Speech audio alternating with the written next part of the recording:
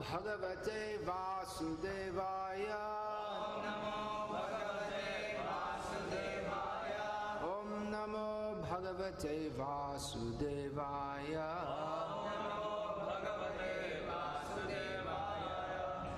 Srimad Bhagavatam, Canto 3, Chapter 29, Text 39.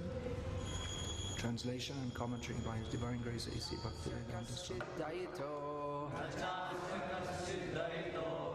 Nadvesho Nachapandhavaha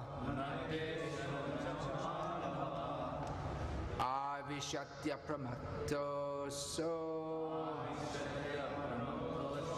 Pramattam Janam Antakrit. No one is dear to the Supreme Personality of Godhead, nor is anyone his enemy or friend. But He gives inspiration to those who have not forgotten Him and destroys those who have. Purport.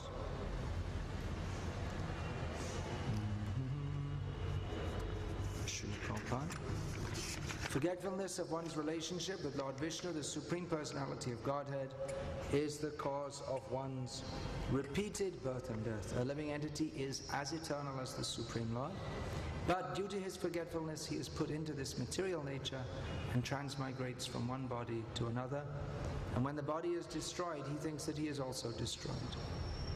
Actually, this forgetfulness of his relationship with Lord Vishnu is the cause of his destruction. Anyone who revives his consciousness of the original relationship receives inspiration from the Lord. This does not mean that the Lord is someone's enemy and someone else's friend. He helps everyone. One who is not bewildered by the influence of material energy is saved, and one who is bewildered is destroyed. It is said, therefore, Haring Vinana Sriting Taranti. No one can be saved from the repetition of birth and death without the help of the Supreme Lord. It is therefore the duty of all living entities to take shelter of the lotus feet of Vishnu and thus save themselves from the cycle of birth and death. No one is dear to the Supreme Personality of Godhead, nor is anyone his enemy or friend. He gives inspiration to those who have not forgotten Him and destroys those who have. Hey Guru Gyanada Dina Bandho Swananda Data Karunaika Sindho Vrindavanasina Hita Avatara Prasita Radha Pranaya Pachara Nama Sreshtham Manampi Shachiputra Matra Surupam Rupam Tasyagrajam Urupurim Maturim Goshtavatim Goshtavatim Radha Kundam Girivaramaho Radhika Madhavasham Prapto Yasya Pratita Kripaya Sri Gurum Tam Natosmi Gurave Gaurachandraya Radhikaya Tadalaye Krishnaya Krishna Bhaktaya Tadbhaktaya Namo Namaha Shri Radhaya Praya Mahima Kidushovaniya Ima Svadyo Yenad Bhuta Madhurima Kidushovamadiya Sokyam Chasamad Anubhavata Kidrisham Veti Lobhat Tadbhavadhya Samajani Shachi Gaura Sindho Harinduhu Arhapidam Natavaravapu Karnayo Karnikaram Vibhradvasa Karakapisham Vaijayantim Chamalam Randram Veno Radhara Sudhaya Purayan Gopa Vrindaranyam Svapadaramnam Pravishatinti Kirti. Hare Krishna, Krishna Krishna, Hare Hare, Hare Rama, Rama Rama, Hare Hare. No one is dear to the Supreme Personality of Godhead. No one is dear to Him. Then what's Bhakti all about? If no one is dear to Him, then what is the meaning of Bhakti? What is the meaning of Rasa? What is the meaning of Prem? That everyone's just worshipping Him and He's just sitting there, not interested in anyone. This actually sounds like the description of more like the description of God as described in the Semitic religions, in which they say that you have to love God the All-Merciful, otherwise He burns you in hell eternally. So it's more like, as they say, He is a vengeful God. He is a jealous God, as is stated in the Bible. So what does this mean? No one is dear to him. No one is enemy. No one is his enemy or his friend. We have similarly in Bhagavad Gita, Samoham sarva bhuteshu name dveshosti na priyaha. I am equal to all. I neither hate nor love anyone. But ye bhajanti tu mam bhaktya mayate teshu chapyaham. The one who approaches me in love, I reciprocate in the same way. So our acharyas have explained that the first two lines of this well-known verse from Bhagavad Gita refer to Lord Vishnu, who in his function as Paramatma is neutrally overseeing the material world. He's neutral in the sense that a judge is neutral. He's also, or he describes himself in Bhagavad Gita, his Paramatma feature is that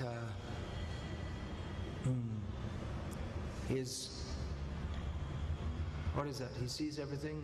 Anumantacha, Bharata Bhuta Maheshwara. He sees everything. He allows some things. So, in this way he's neutral, like the judge. He's neutral. Whoever comes, he judges neutrally. So the picture of justice personified. I think it's a Greek effigy you'll see outside the law courts. Justice is blind. He'll be blindfolded and holding a scale. Blind not in the sense of foolish, but near a picture. They're not taking the side of any, but they judge according to principle. Not according to, well, this is my favorite, therefore they can do whatever they like. And this is my enemy, so now even though he's wrong, even though he's not wrong, we'll punish him. This is injustice. But justice means to be neutral. So Vishnu, he is, in his Paramatma feature, he oversees the material situation in a neutral way. And in fact, in this present series of verses, Kapila Dev is describing his function as Lord Vishnu, his role as Lord Vishnu, who is neutral. It means that not that he doesn't love, he loves everyone. But because in the material world everyone has taken an attitude of forgetfulness of him and desiring to enjoy themselves separately from him, so he gives them the opportunity and he remains somewhat neutral. He doesn't get involved in their foolish activities. But at the same time, he waits for them to turn to him. Not just waits, but he makes propaganda. Come to me. He comes. He speaks Bhagavad Gita. He comes in different avatars. And he speaks, come to me. But he's neutral towards this, their foolish activities. He's always ready to accept. He's always ready to accept anyone who turns to him.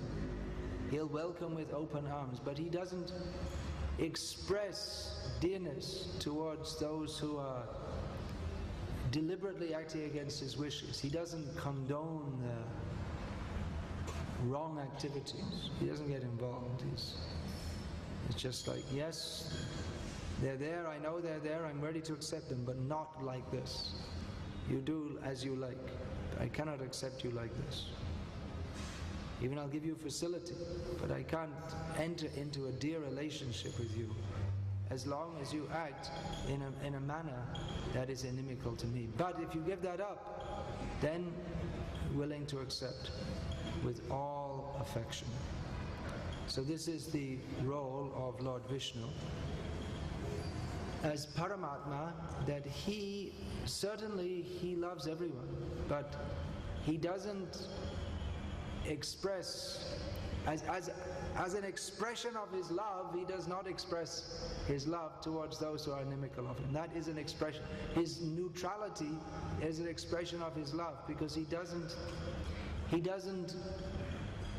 encourage people in their sinful activities. If we say that, well, I love you whatever you do, well, that's love. But I can't encourage you in everything that you do. If you're wrong, we love you still.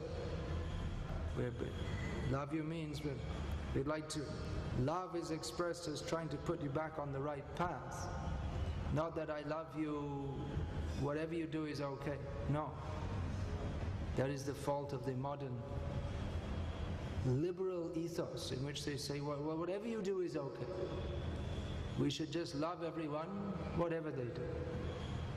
But they don't follow this themselves. It's an impossible situation, because then you should love someone who, for his hobby, he goes around shooting people dead.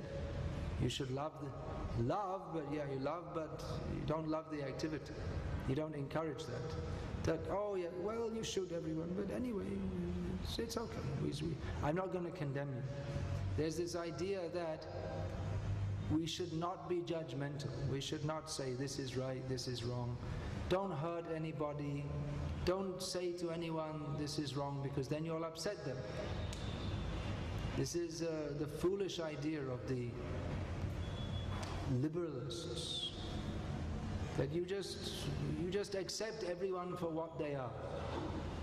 But no, everyone in this material world is in a wrong situation. Why should we accept them for what they are? We accept them for what they intrinsically are, which is spirit, soul, part and parcel of Krishna. But we cannot say that the present situation that everyone is laudable or desirable.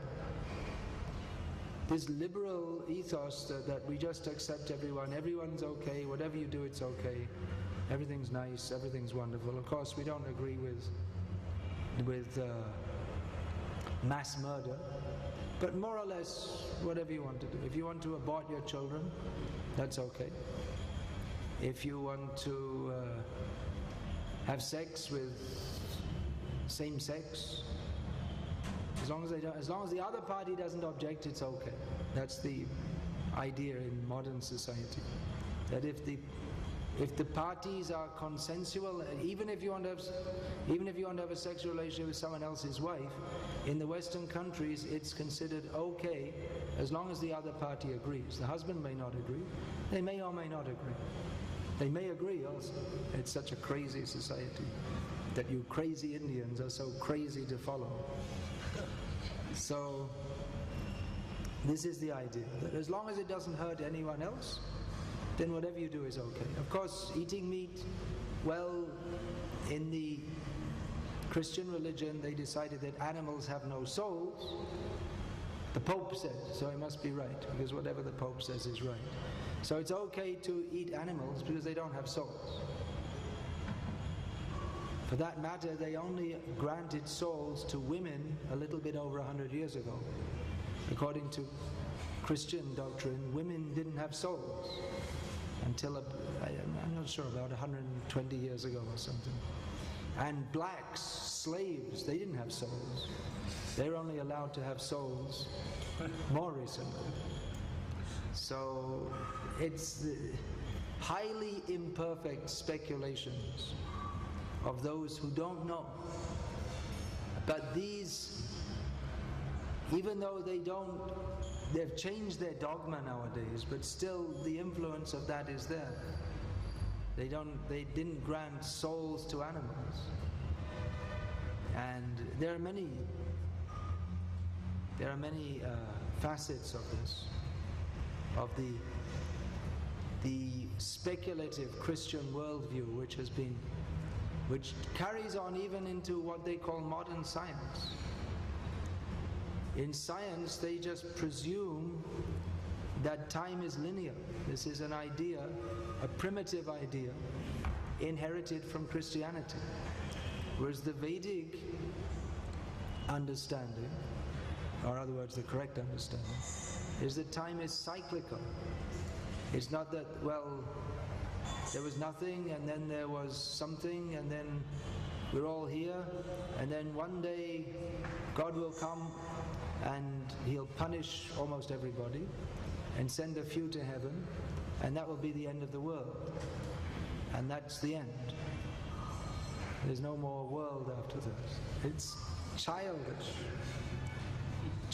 understanding. They have to make up so many things to fill out the massive gaps in their philosophy. But here in Srimad Bhagavatam, everything is clearly explained. This purport of Srila Prabhupada, it's practically a synopsis of the whole philosophy of Krishna consciousness. Forgetfulness, I'm reading the first line, forgetfulness of one's relationship with Lord Vishnu, the Supreme Personality of Godhead, is the cause of one's repeated birth and death. There's more valuable information than you'll get from studying in any school or university for all your life. People are very anxious to send their children. I'm sending my children to America for higher education. You come here, you get one line that's far higher education than anything you'll get in any Harvard University. They're very proud, I'm a PhD. You're a PhD, but you don't know anything about what the real fact of life is. The fact that you think you're a PhD means that you're a fool. Because if you think, I'm a PhD, but that's upadhi, material designation. Whereas self-realization means to be sarvopadi vinir muktam tatparat veda nirmalam rishikena rishikesha sevanam bhakti ruchyate. Real spiritual knowledge begins with understanding that I have no relationship with the present material circumstances I find myself in. I'm not this body. I don't belong to this country. I don't belong to this material world. I belong to Krishna. And although in material existence it seems axiomatic that we should act for the pleasure of our senses, but spiritual existence means to act for the pleasure of the senses of Krishna, who is the controller of the senses. This is called Bhakti. So these books, it's the highest knowledge. Highest knowledge means practically what we get in the schools, universities, not even knowledge at all. Or it's knowledge about something very trivial. How to live in this world. But why do you want to live here? You spend 20 years studying so that you can spend the next 20 years working and then the next 20 years waiting to die, and then what's the use of it all? And at the time of death it doesn't help you in the slightest, and you become puffed up. Oh, I'm highly educated. You're highly educated in that which is of no use to you whatsoever. So real education. There's one line from Prabhupada's books. You take any line. This is a classic line. Forgetfulness of one's relationship with Lord Vishnu, the Supreme Personality of Godhead, is the cause of one's repeated birth and death. But most people don't even know there is repeated birth and death. They just take it for granted that we're living here and death, they've heard about it, but they don't want to talk about it too much. They don't like to talk. Don't talk about that. It's inauspicious. We shouldn't. But actually it's very auspicious to talk about death if we talk about it with the understanding of how to conquer death. People think it's inauspicious to talk about death because they want to ramify the illusion that we belong here in this present situation. That's why they don't want to talk about that death is something very, very horrible. But for a devotee, death is not horrible. It's no more horrible than anything else in the material world. But death, for a devotee, means it's an inevitable change of body. And for a devotee means that anyway he's fully surrendered to Krishna. So he goes on serving Krishna. Sadhan kara, bhajan kara, marte jante ha. At the time of death, if we're doing bhajan and sadhana, everything will be seen at that time. Are we cultivating love of Krishna, or is our bhajan like that of a parrot? You can also train a parrot to say Hare Krishna, Hare Krishna. But, as Prabhupada said, when the cat comes, the parrot will not say Hare Krishna, will not, like Draupadi, put her hands up and say Govinda. The pigeon or the parrot will say So, are we parrot-like chanting? Is it lip-deep sound? Or does it come from the heart? That we shall have to see. What are we chanting for? Are we chanting for liberation from material existence? Or we're chanting because we need some chapatis, and if you make a show of chanting, they'll feed you. There are many places like that actually. There are many anakshetras. You go and you sit, they bring you in, they sit you down, and you have to chant the name Sitaram, Sitaram, or kirtan for half an hour or something like this. And this way you have to do something for your chapatis. So that's good. That people don't come, or they may come just for feeding, but they're obliged to chant the holy names also. There was one king, where was there? One Vishnu, one king, I can't remember his name. Who was that? Hamvir? He was the disciple of Srinivasa Acharya, or maybe the disciple of Srinivasa Acharya. So, one Vishnu in western part of Bengal, Suri district, I believe. That's it. I never visited them actually. It's a major Vaishnava Sripat in Bengal. I didn't visit. I visited most of them. So he used to have a rule that everyone at night before taking rest, they have to chant so many malas of the holy name. And they'd send people around checking, what are you doing? Are you chanting or not? We should do that also. There was some fine if you're not chanting. So not everyone liked that. So they used to complain. Of course, that's one way to spread religion, with the sword. Prabhupada said that. He said about the Muslims, they'd come, one hand Quran, the other hand the sword. He said, which hand do you want? You take the Quran or off with your head? So Prabhupada, I heard in the lecture, he said, that's also one way of preaching. But it's not much recommended. That should come from the heart. Bhakti means heart resuscitation. Our heart, which is stopped beating with love for Krishna, that heart's feelings, Vidvang vak ubhye vidatham namaste, jiveta yo muktipade sadaya bhav. One should go on serving the Supreme Lord with heart, words, and mind, considering that whatever happens in this world, to me, that's due to my past sinful activities. But let me go on serving Krishna with heart, words, mind, everything.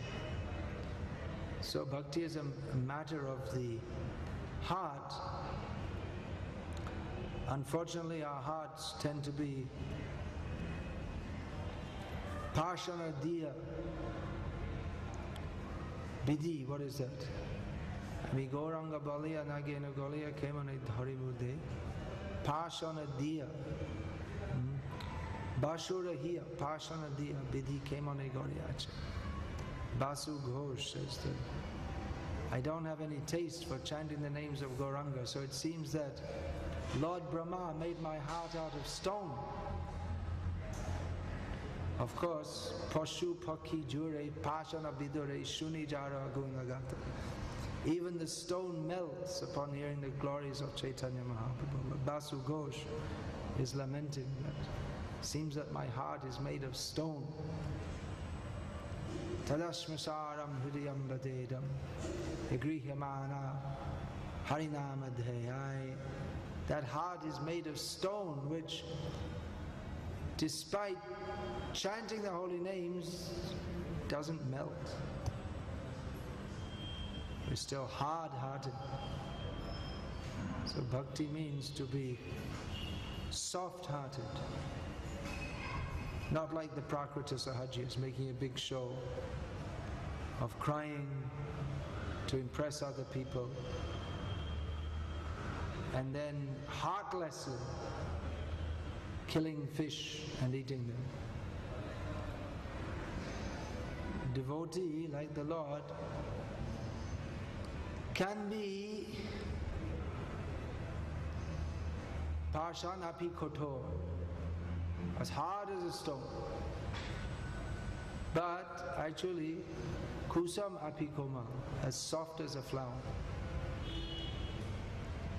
Soft as a flower, but to establish the glories of Krishna in a world of hard-hearted people who have no inclination towards serving him. He may be seemingly very hard. People think a sadhu should be very soft. Yes, but uncompromising against all those things which are against the principle of bhakti. His love for Krishna is expressed by intolerance of that which is not giving pleasure to Krishna. Devotees should be very tolerant, but not tolerant of that which gives pain to Krishna. You say, well, we should tolerate everything. We should be very tolerant. Personally, one should tolerate one's own, whatever difficulties one has to undergo, but one should not tolerate how others are performing sinful activities and giving pain to Krishna. That tolerance doesn't mean tolerance of that which is disturbing to Krishna. Then one's love for Krishna should be exhibited like Hanuman, who in great expressing his great love for he expressed his love for Lord Ram by burning Lanka. You may say, well, that's not a very good thing to do. Maybe he should have sat down and had a mediation with Ravana or something like this, or given him some psychological counseling. You know, Ravana, let's talk about it. But Hanuman didn't talk about it. He burned Lanka.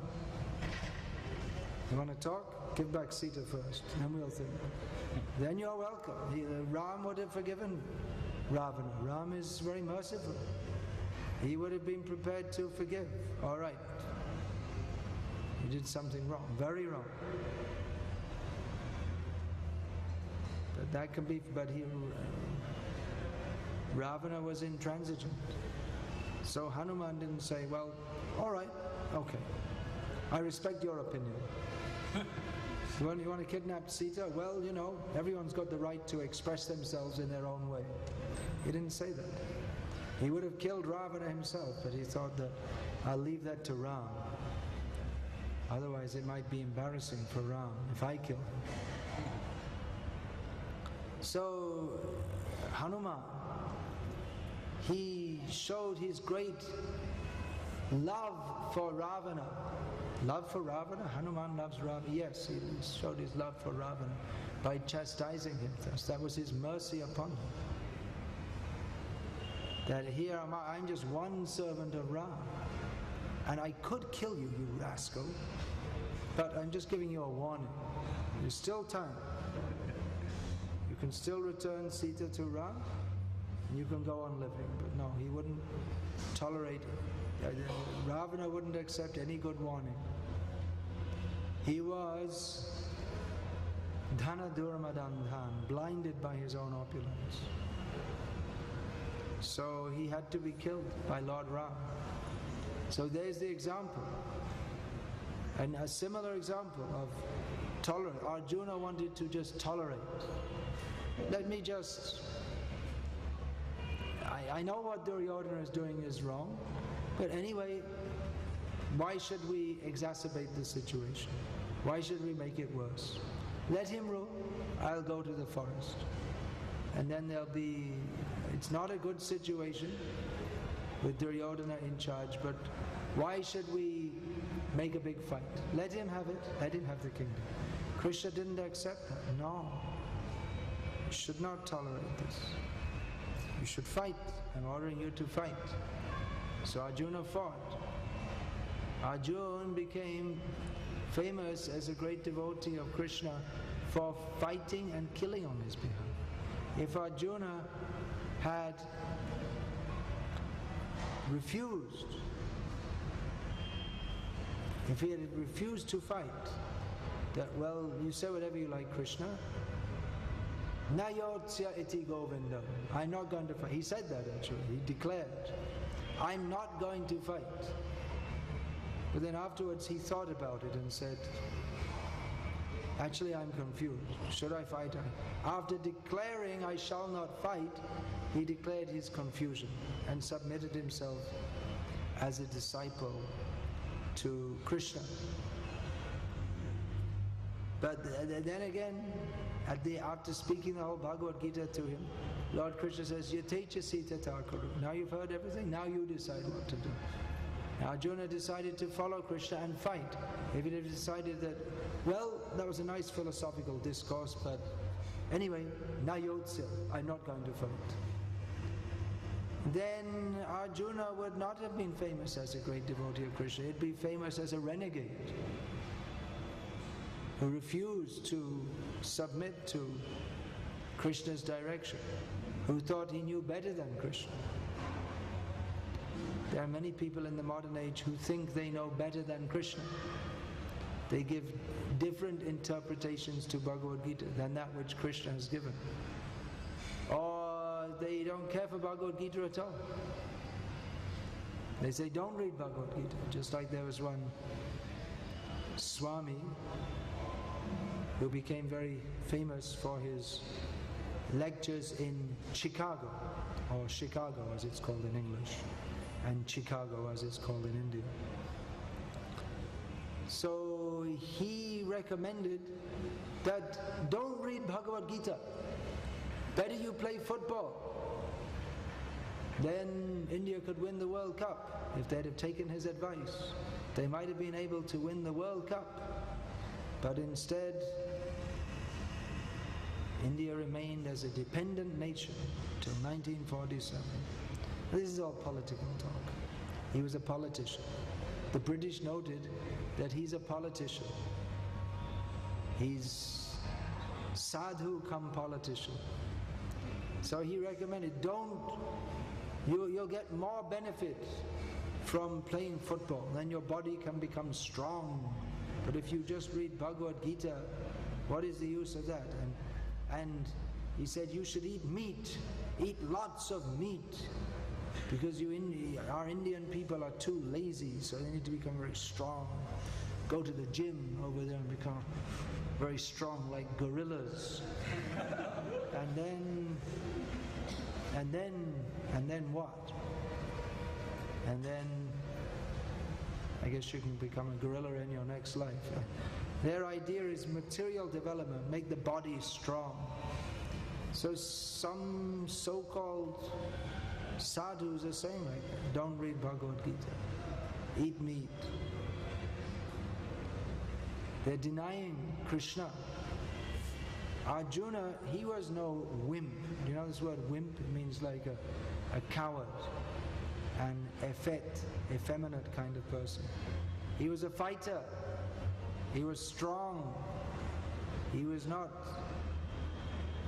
He wanted to become a beggar. But Krishna did not allow that. Ma manusmara yudhyata. You think of me and fight. So, Vaishnava Dharma is not for weaklings, sentimentalists, escapists, effeminate men, fools. Of course, anyone can take to bhakti. If someone is a weakling, a coward, effeminate, a fool or whatever, they can take to bhakti, but then they should not remain in this situation. One should become strong by bhakti. Not the kind of strength to show off, I am very strong, but the strength to serve Krishna. Devotee should be very strong in his principles. Dhrida vrata. Should be very fixed in his principles. Not that just, I'm doing some bhakti, but it's too much trouble to follow all the principles, so I'll just follow some of the principles. One has to be strong-minded. One should have faith that by following what is given by Krishna and the acharyas, that is for our real self-interest, therefore we should follow very strongly. And it's not just a matter of saying it, we actually have to do it. Just like someone is missing Mangalarti and then singing that Guru Mokha Padma, they come to the Guru Puja, Guru Mokha Padma Vakya, Chitete Korea Aikya, whatever the Guru says, I make it one with my heart, Na Kariha Manayasha, I have no other desire. But the first principle we have to follow every day, given by the Guru who we're worshipping, Prabhupada, is to go to Mangalarti. We don't go, we're singing, we're just singing. We don't know what we're singing, it's just some song.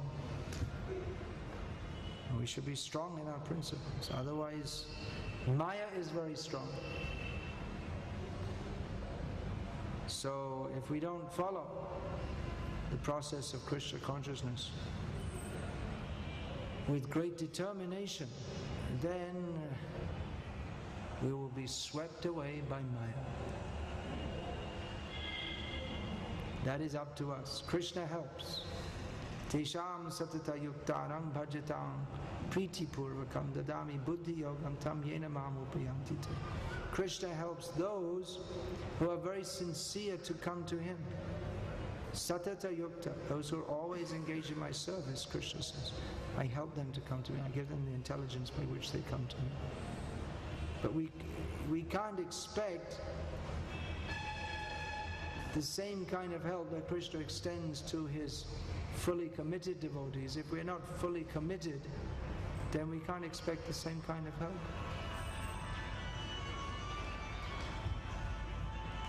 Krishna is neutral. If we sincerely try to approach Him, He will certainly help us. But if our attempt is half-hearted, then we can't expect Krishna's full help, because we're not sure. We don't want it. We don't even want it. Our half-heartedness is our declaration to Krishna that I don't care for you that much. Something.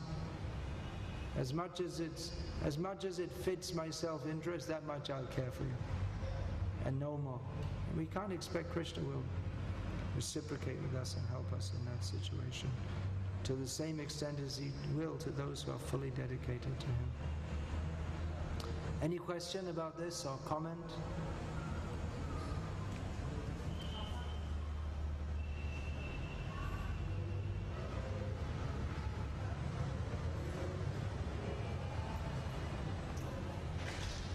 Hare Krishna, Krishna Krishna, Hare Hare, Hare Rama, Hare Rama,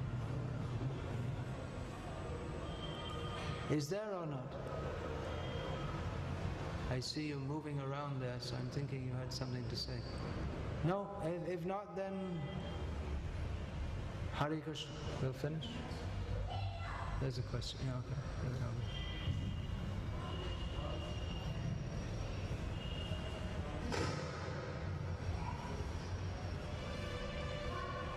Yeah.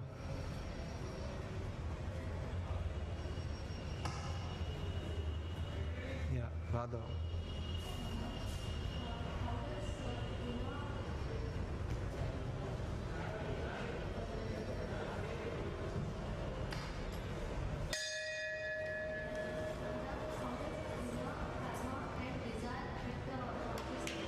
How does something, karma and desire affect the consciousness? What was the first thing? Guna, karma and desire affect the consciousness. What do you mean by here by guna? Sattvagun, tamagun, rajagun?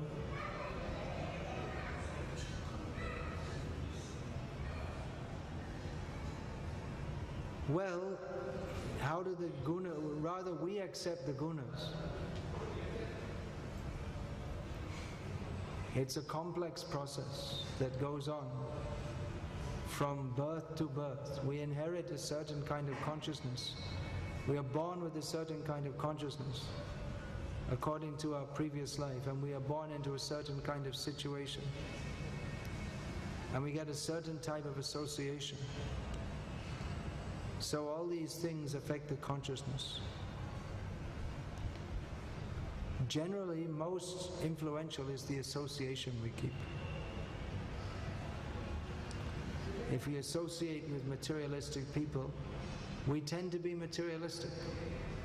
If we associate with pure devotees, ourselves will have the desire to be pure devotees. If we associate with mixed devotees, then we'll also desire to be mixed devotees.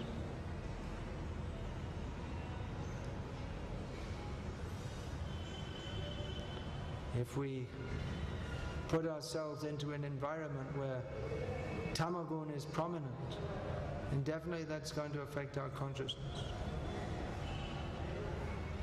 If we put ourselves in a situation where sattvagun is prominent, then we may come up to sattvagun. Maybe. Not necessarily. The mountains and the forests are considered to be suitable for sattvic people to go and do meditation.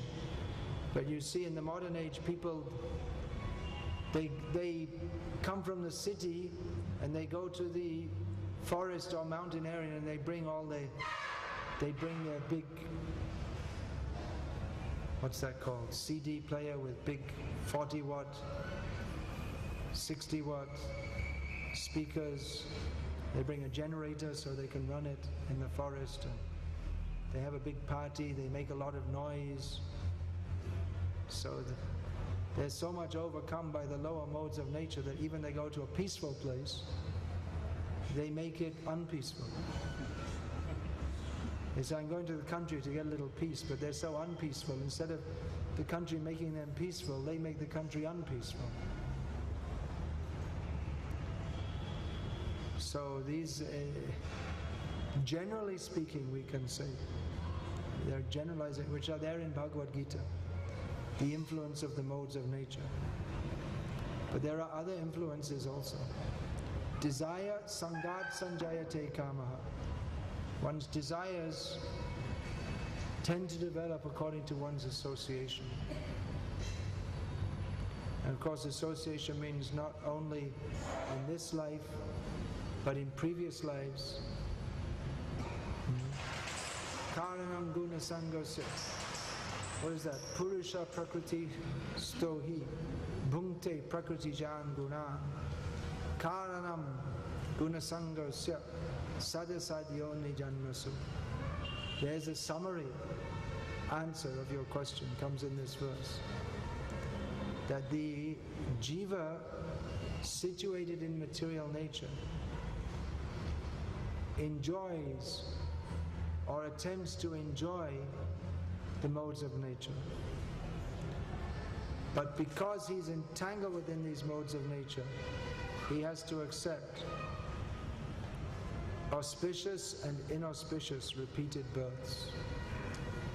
So that verse, which is a key verse of Bhagavad Gita, that gives a summary. You know this verse? It's in the 13th chapter, I believe. Purusha prakriti stohi bhunkte prakriti jan guna karanam guna sangosya sadasadyo nijanmasu. This verse is the key to understanding all the rest of the Bhagavad Gita after that, or the next few chapters after this are discussing this point in various ways. Udkramantam stitang vapi bunjanam lagunan vitam vimudhananu pasyanti prasyanti jnana chakshus. All these points are explained. How we get different bodies according to our association with the modes of nature. Those who are situated in knowledge, they can see this. But those who don't have spiritual knowledge, they can't see this.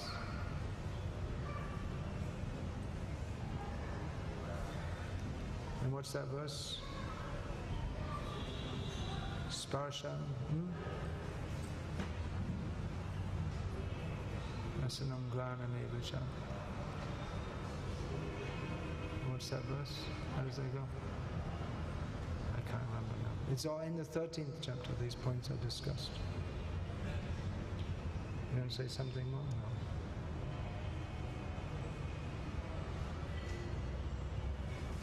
So we'll finish. All glories. Oh, you have a question?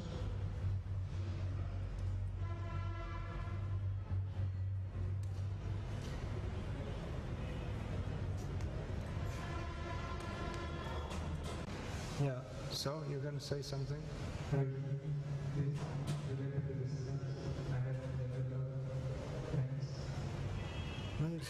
it's open for question. You don't have to ask if you're going to ask a question. It's open for questions, as long as the question is relevant. All right, you were going to ask that, yes, but you didn't ask. All right, okay. Yeah, go ahead. In the process of pronouncing it, we hear that when Lord asks Maharaj to come back to God, and he says, all the living is understood, all the living is that. He didn't exactly say that, but Prahlad said that, I don't wish to go back to Godhead, leaving behind all those who are forgetting you. So it was an indirect way of saying that he didn't want to be delivered by himself, but he wanted to act in such a way that others could also be delivered. Yeah.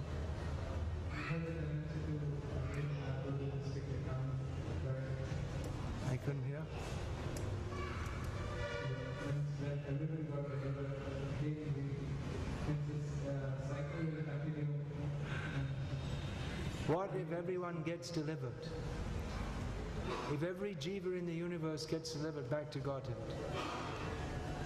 This is discussed in the purport to Sri Chaitanya Charitamrita, where Vasudev Datta, devotee of Lord Chaitanya, says that let all the jivas be delivered and I will accept all their sinful reactions.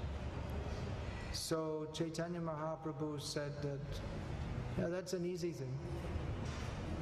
He said this one universe is like one mustard seed in a big sack of mustard seeds.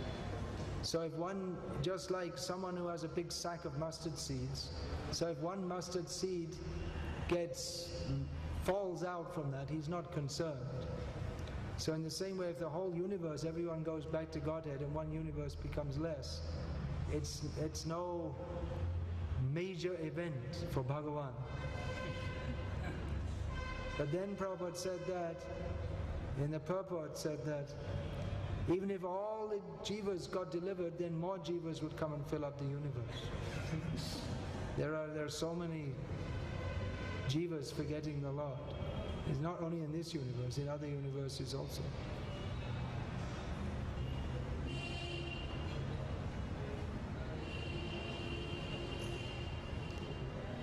Hare Krishna. Srimad Bhagavatam